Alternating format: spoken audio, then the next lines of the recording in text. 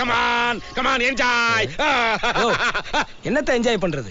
வந்த சோலி முடிஞ்சு போச்சுல, செட்டில்மெண்ட் பண்ணுங்க. நான் பாட்டு கிளம்பி போயிட்டே இருக்கேன். ஏண்டா உன் பணத்தை எடுத்து நாங்க என்ன ஏப்ப விட்டா ஓட போறோம்? ஊருக்கு வந்து ஒரு 2-3 நாள்ல செட்டில் பண்றோம்டா. 2-3 நாளா? ஏங்க அவ்வளவு நாள்ல எங்கனால வெயிட் பண்ண முடியாதுங்க. எனக்கு பாஸ்க்கு ஏகப்பட்ட கமிட்மெண்ட் இருக்கு.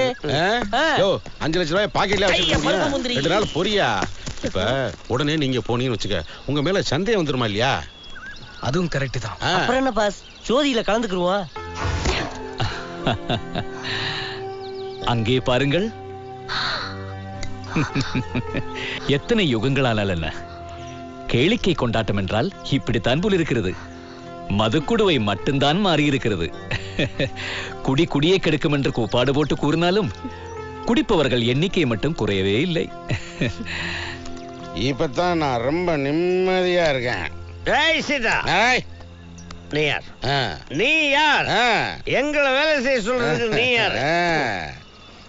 வேலை செஞ்சு பிழைக்கிற உடம்பாட இது. இனிமே பெருசா ஏமாத்தி நம்ம இஷ்டத்துக்கு பணத்தை கறக்கலாம்.